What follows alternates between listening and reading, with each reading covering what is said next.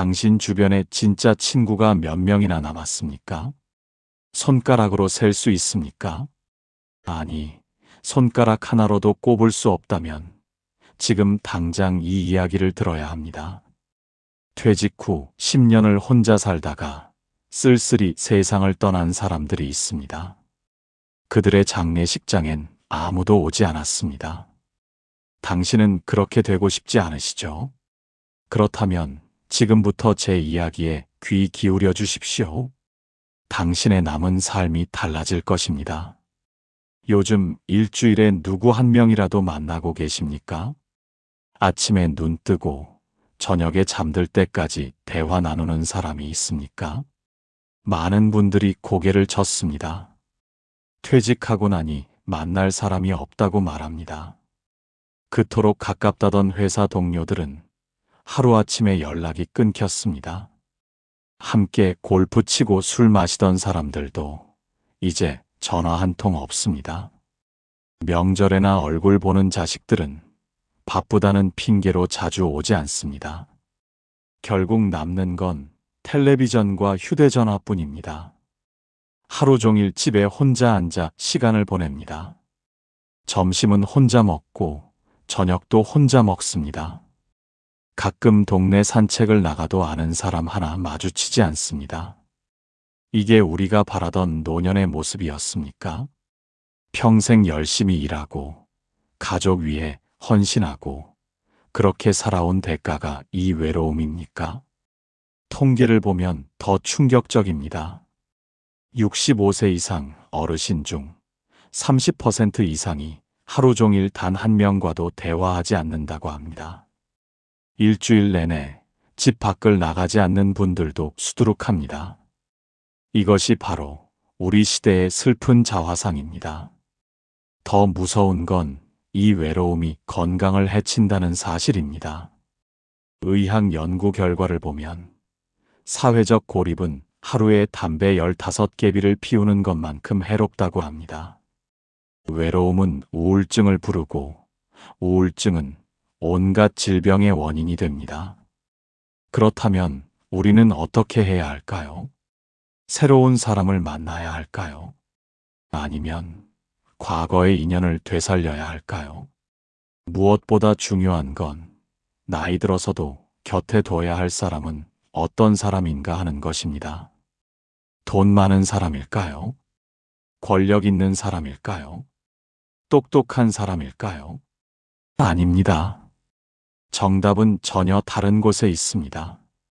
오늘 이 영상을 끝까지 보시면 당신은 그 답을 알게 될 것입니다. 그리고 당신의 남은 인생이 지금과는 완전히 달라질 것입니다. 외롭지 않은 노년, 따뜻한 노년, 행복한 노년을 맞이하는 비밀을 오늘 공개합니다. 제 이야기가 여러분께 유익하다고 생각하신다면 댓글에 네라고 적어주세요. 유익하지 않다면 노라고 적어주세요. 제가 더 발전하는 계기로 삼겠습니다. 영상이 도움이 되셨다면 구독과 좋아요 부탁드립니다. 끝까지 시청하시면 인생이 바뀌는 깨달음을 얻으실 겁니다. 오늘 들려드릴 이야기는 70평생을 살아온 한 어르신의 진짜 경험담입니다. 서울 종로구에 사는 74세 정만수 씨의 이야기입니다. 정 씨는 대기업 건설회사에서 35년을 근무했습니다. 부장으로 퇴직할 때까지 회사 일에 모든 것을 바쳤습니다. 주말에도 골프 접대를 다니고 저녁에는 거래처 사람들과 술자리를 가졌습니다. 그렇게 바쁘게 살다 보니 가족과 보내는 시간도 없었습니다. 친구들과 만날 시간은 더더욱 없었습니다. 그래도 괜찮았습니다. 회사 동료들이 있었으니까요. 매일 함께 일하고 함께 밥 먹고 함께 술 마시던 사람들이 있었습니다. 정 씨는 생각했습니다. 이 사람들이 내 친구라고, 내 가족이라고. 그런데 65세에 퇴직하고 나서 모든 게 달라졌습니다. 퇴직 다음 날부터 전화가 뚝 끊겼습니다. 그토록 친하다던 동료들에게 먼저 연락했지만 대답은 시큰둥했습니다. 형님, 요즘 좀 바빠서요. 나중에 시간 되면 연락드릴게요.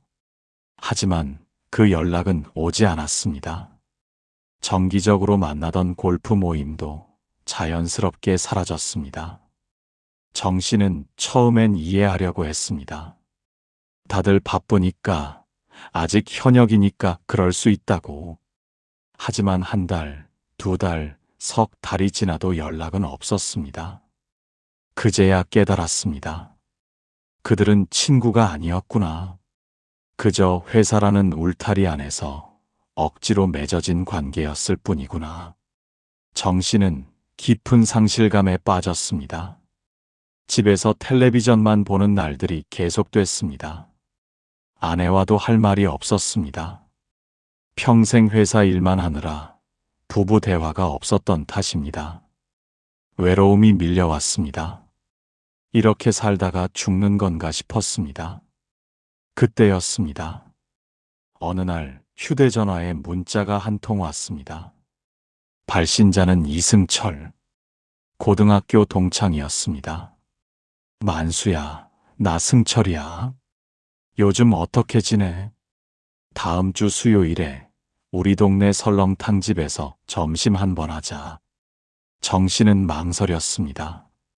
승철이와는 10년 넘게 연락하지 않았습니다. 고등학교 졸업 후 각자의 길을 가면서 소원해진 사이였습니다. 그런데 갑자기 만나자니 어색할 것 같았습니다. 하지만 할 일도 없고 만날 사람도 없었습니다. 정 씨는 약속을 잡았습니다. 수요일 설렁탕집에서 만난 두 사람은 처음엔 어색했습니다. 하지만 밥을 먹으며 이야기를 나누다 보니 시간 가는 줄 몰랐습니다. 고등학교 시절 추억, 요즘 사는 이야기, 손주들 이야기. 특별한 내용은 아니었지만 마음이 편했습니다. 정 씨는 오랜만에 웃었습니다. 식사를 마치고 헤어질 때 승철이가 말했습니다. 만수야, 다음 주 수요일에 또 보자. 여기서. 그렇게 시작된 수요일 점심 약속은 지금까지 10년째 이어지고 있습니다. 비가 오나 눈이 오나 둘 중 하나가 몸이 아프지 않는 한 꼭 만납니다. 정 씨는 말합니다. 이 한 시간이 일주일을 버티게 하는 힘이라고. 승철이가 없었다면 이미 우울증에 걸렸을 거라고. 어느 날 정 씨가 건강검진에서 이상 소견을 받았습니다. 크게 걱정할 일은 아니었지만 마음이 불안했습니다. 그날도 수요일이었고 승철이를 만났습니다. 정 씨는 아무렇지 않은 척 이야기했지만 승철이는 바로 알아챘습니다. 만수야, 무슨 일 있어? 얼굴이 안 좋아? 정 씨는 그제야 검진 결과를 꺼냈습니다. 승철이는 별말 없이 듣더니 이렇게 말했습니다. 만수야, 우리 내일 같이 병원 가자. 내가 아는 선생님한테 다시 한번 봐보자. 그 말 한마디에 정 씨는 울컥했습니다. 다음 날 승철이는 약속대로 함께 병원에 갔습니다. 다행히 결과는 괜찮았습니다. 정 씨는 그날 깨달았습니다. 진짜 친구는 이런 사람이구나. 정만수 씨와 이승철 씨의 이야기에서 우리는 중요한 교훈을 발견합니다.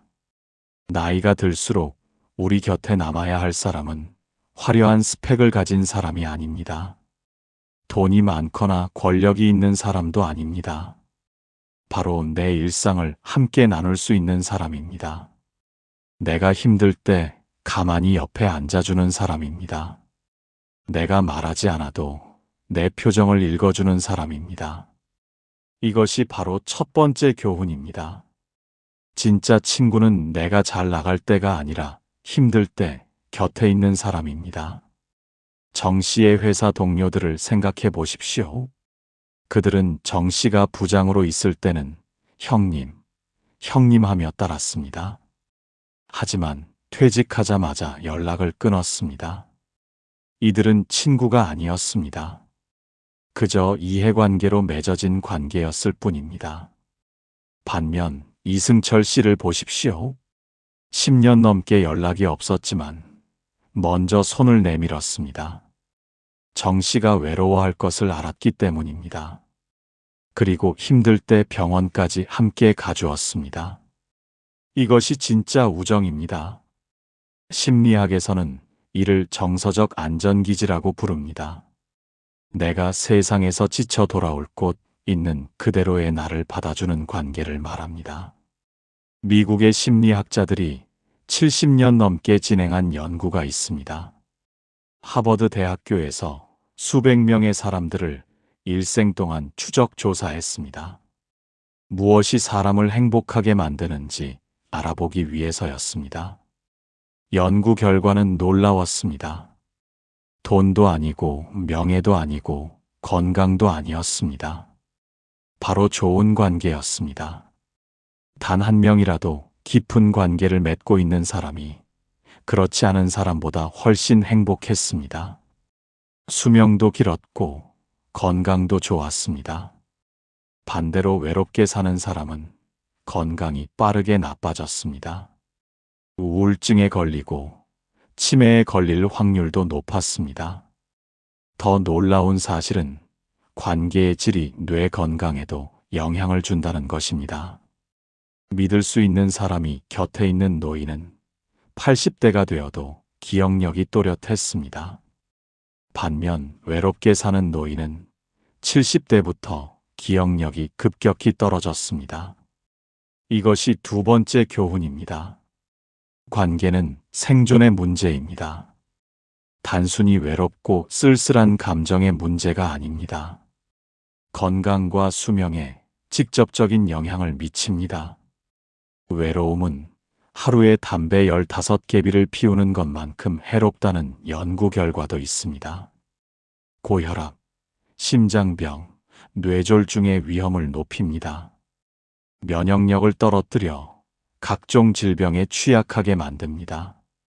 실제로 병원에서 입원한 노인 환자들을 관찰한 결과가 있습니다. 문병객이 자주 오는 환자는 회복 속도가 빨랐습니다. 반면 아무도 찾아오지 않는 환자는 같은 병이라도 회복이 느렸습니다. 심지어 생존율에도 차이가 났습니다. 이것은 단순히 기분의 문제가 아닙니다. 관계가 우리 몸의 생리적 기능에 실제로 영향을 미친다는 증거입니다. 그렇다면 왜 많은 사람들이 정만수 씨처럼 외로운 노년을 보내는 걸까요? 이유는 크게 세 가지입니다. 첫째, 과거의 관계를 회복하려는 노력을 하지 않습니다. 오랫동안 연락하지 않았으니 이제 와서 연락하기 민망하다고 생각합니다. 상대방이 나를 기억이나 할까 걱정합니다. 거절당하면 어쩌나 두려워합니다. 하지만 이승철 씨처럼 먼저 손을 내미는 사람이 필요합니다. 대부분의 경우 상대방도 연락하고 싶어 했지만 용기가 없었을 뿐입니다. 당신의 전화 한 통이 상대방에게는 큰 기쁨이 될 수 있습니다. 둘째, 새로운 사람을 만날 기회를 스스로 차단합니다. 나이 들어서 무슨 새로운 친구를 만들겠느냐고 생각합니다. 동네 경로당이나 복지관에 가는 것조차 귀찮아합니다. 집에만 있으면서 사람이 없다고 불평합니다. 하지만 관계는 저절로 생기지 않습니다. 내가 먼저 나가야 합니다. 문을 열어야 사람이 들어옵니다. 집에만 틀어박혀 있으면 아무도 찾아오지 않습니다. 셋째, 관계에 시간과 정성을 투자하지 않습니다. 친구를 만나는 것보다 텔레비전 보는 게 편합니다. 전화하는 것보다 그냥 누워있는 게 편합니다. 하지만 편한 것만 추구하면 결국 혼자가 됩니다. 관계는 정원과 같습니다. 매일 물을 주고 잡초를 뽑아야 꽃이 핍니다. 그냥 내버려 두면 황폐해집니다. 이것이 세 번째 교훈입니다. 관계는 노력이 필요합니다. 저절로 유지되지 않습니다. 심리학에서는 이를 관계의 법칙이라고 부릅니다. 관계는 투자한 만큼 돌아온다는 법칙입니다. 시간을 투자하면 시간이 돌아오고 정성을 투자하면 정성이 돌아옵니다. 아무것도 투자하지 않으면 아무것도 돌아오지 않습니다. 그렇다면 어떤 사람을 곁에 둬야 할까요? 정만수 씨의 경우처럼 이승철 씨 같은 사람입니다. 구체적으로 말하면 이런 사람입니다. 첫째, 내 이야기를 들어주는 사람입니다. 조언하려 하지 않고 판단하지 않고 그냥 들어주는 사람입니다. 나이 들면 누군가에게 이야기를 들려주고 싶어집니다. 과거의 추억도 요즘의 고민도.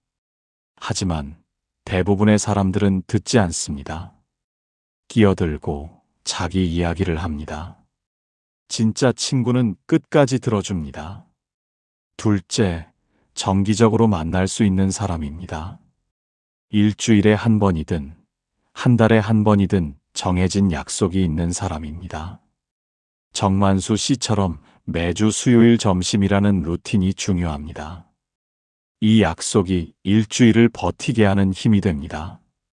기다림이 있으면 살아갈 이유가 생깁니다. 셋째, 내가 힘들 때 행동으로 보여주는 사람입니다. 말로만 위로하는 게 아니라 함께 병원에 가주는 사람입니다. 내가 아플 때 찾아와 주는 사람입니다. 내가 슬플 때 옆에 앉아주는 사람입니다. 행동하는 사람이 진짜 친구입니다. 넷째, 나를 있는 그대로 받아주는 사람입니다. 내가 돈이 없어도 지위가 없어도 그냥 나 자체를 좋아하는 사람입니다. 조건 없는 관계가 진짜 관계입니다. 나이 들수록 이런 관계가 더욱 소중해집니다. 젊을 때는 내 지위와 능력 때문에 사람들이 모여들었습니다.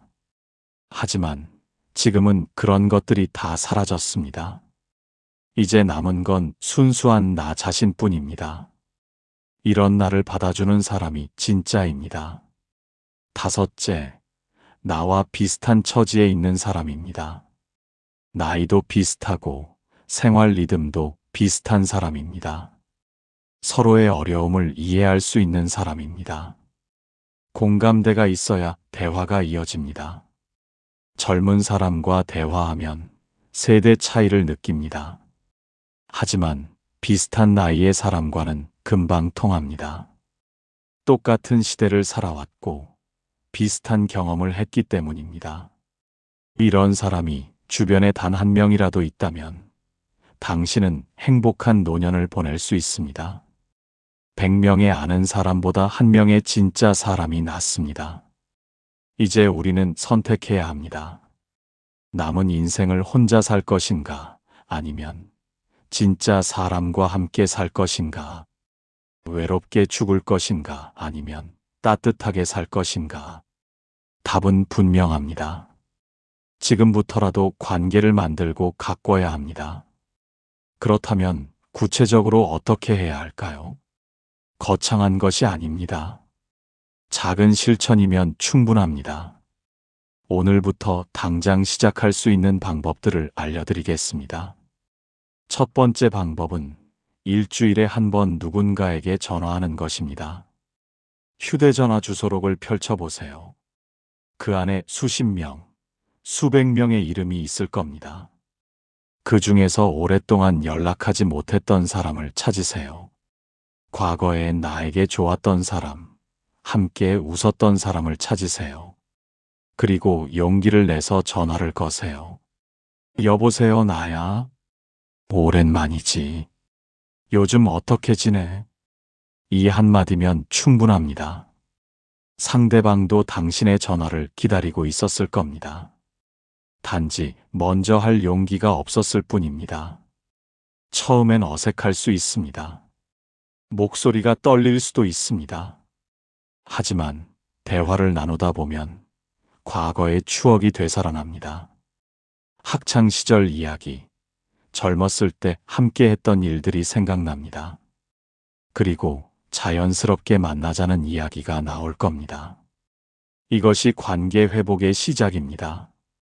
한 주에 한 명씩만 전화해도 1년이면 50명입니다. 그 중에서 5명만 다시 만나도 당신의 인생은 달라집니다. 두 번째 방법은 정기적인 만남의 약속을 만드는 것입니다. 박명수 씨처럼 매주 수요일 점심 같은 루틴을 만드세요. 꼭 식사가 아니어도 됩니다. 매주 월요일 아침 산책, 매달 첫째 주 영화 관람, 무엇이든 좋습니다. 중요한 건 정해진 시간에 정해진 장소에서 만나는 것입니다. 이 약속이 당신의 삶에 리듬을 만들어줍니다. 기다림이 생기고 준비하는 즐거움이 생깁니다. 화요일이 되면 내일 친구를 만난다는 생각에 마음이 설렙니다. 어떤 이야기를 할까, 어디를 갈까 생각하는 것만으로도 즐겁습니다. 약속이 있으면 그날을 위해 건강도 챙기게 됩니다. 머리도 손질하고 옷도 골라 입게 됩니다. 이 모든 것이 삶의 활력이 됩니다. 그리고 약속은 반드시 지켜야 합니다. 비가 오나 눈이 오나 몸이 아프지 않는 한 꼭 만나야 합니다. 신뢰는 약속을 지킬 때 쌓입니다. 한두 번 약속을 어기면 관계는 금방 무너집니다. 상대방은 나를 중요하게 생각하지 않는다고 느낍니다. 그러면 다시 연락하기가 어려워집니다. 세 번째 방법은 상대방의 이야기를 진심으로 듣는 것입니다. 많은 사람들이 듣는 척하면서 자기 이야기만 합니다. 특히 나이 든 사람들은 자기 얘기에 빠져 상대방 이야기는 듣지 않습니다. 상대방이 말하는 중간에 끼어들어 자기 경험담을 늘어놓습니다. 이것은 관계를 망치는 지름길입니다. 진짜 듣는다는 것은 무엇일까요? 상대방의 눈을 보며 고개를 끄덕이는 것입니다. 중간에 끼어들지 않고 끝까지 듣는 것입니다. 그래, 그랬구나. 힘들었겠네. 이런 공감의 말을 건네는 것입니다. 조언하려 하지 마세요. 너는 이렇게 해야 돼. 내가 볼 땐 말이야. 이런 말은 하지 마세요. 그냥 들어주는 것만으로도 충분합니다. 사람들은 조언을 원하는 게 아닙니다. 공감을 원합니다. 내 이야기를 들어줄 사람을 원합니다. 내 마음을 알아줄 사람을 원합니다. 당신이 그런 사람이 되어주세요. 그러면 상대방도 당신의 이야기를 들어줄 것입니다. 듣는 것은 사랑의 표현입니다. 네 번째 방법은 내가 먼저 손을 내미는 것입니다. 많은 사람들이 기다립니다. 상대방이 먼저 연락하기를, 먼저 사과하기를, 먼저 손을 내밀기를. 하지만 그렇게 기다리다가는 평생 혼자입니다. 내가 먼저 해야 합니다.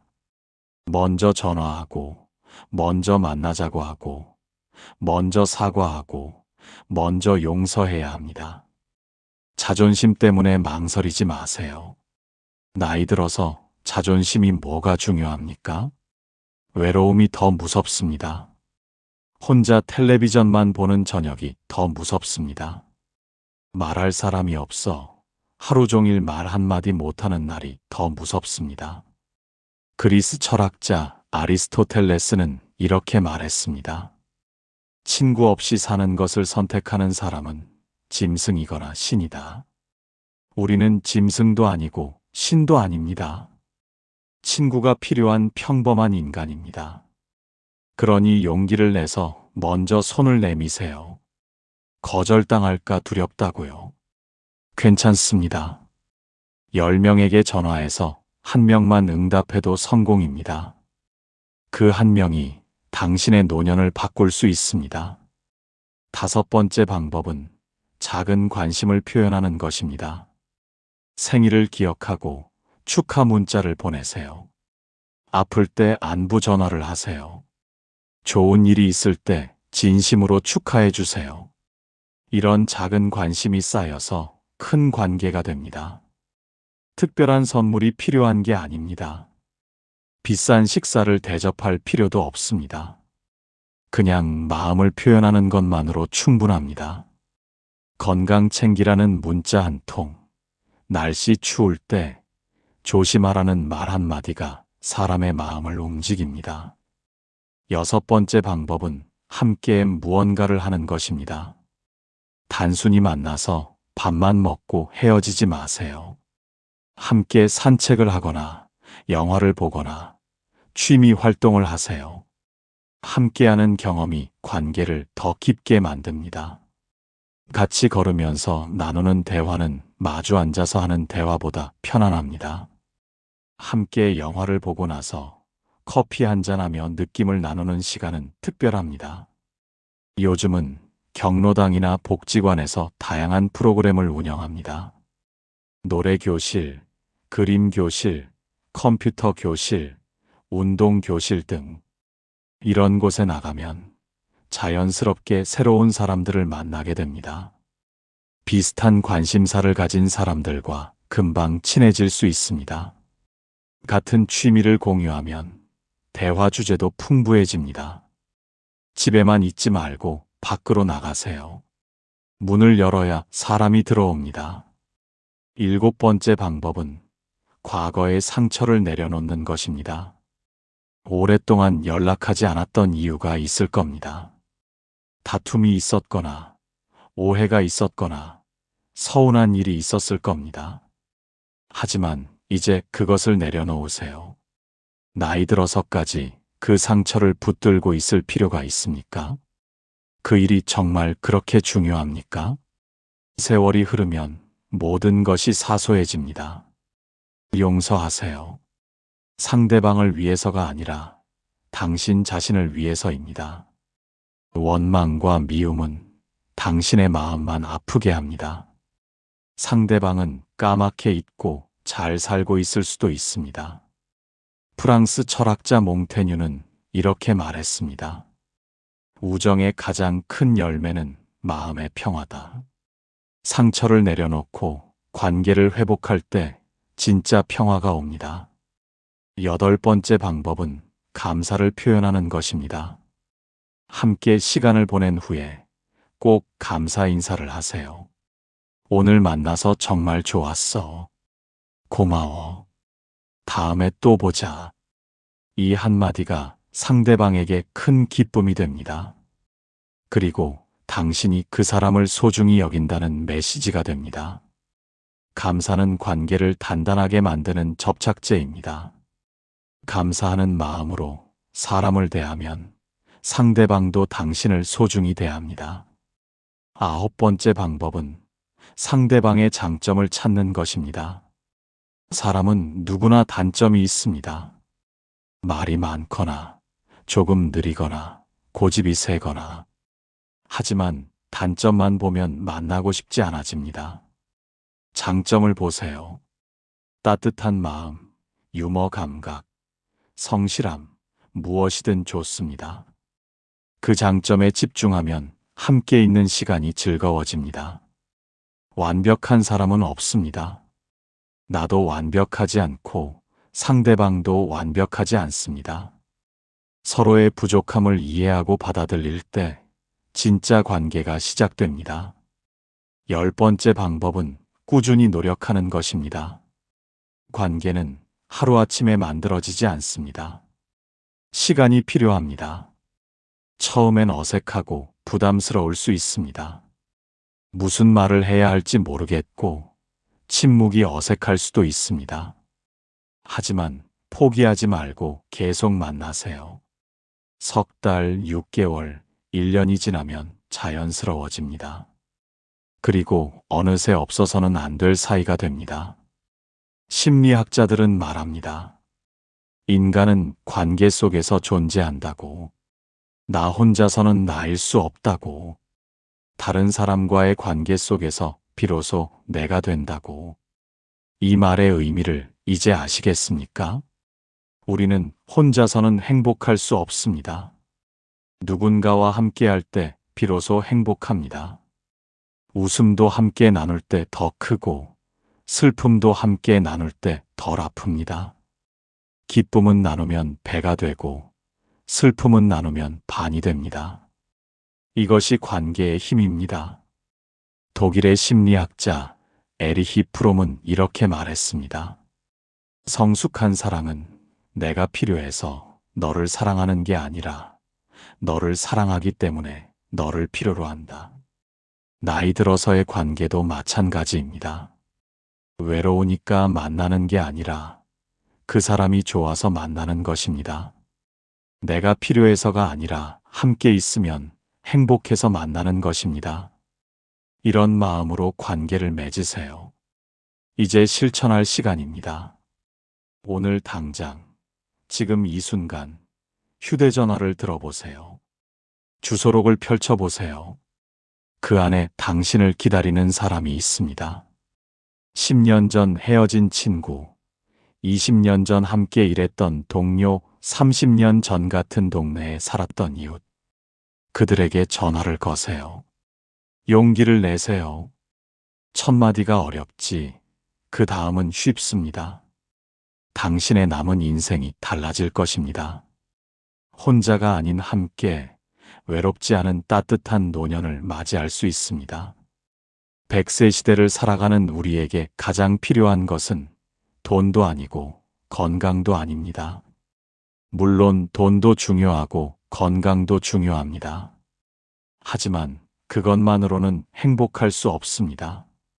아무리 돈이 많아도 나눌 사람이 없으면 의미가 없습니다. 아무리 건강해도 함께 걸을 사람이 없으면 쓸쓸합니다.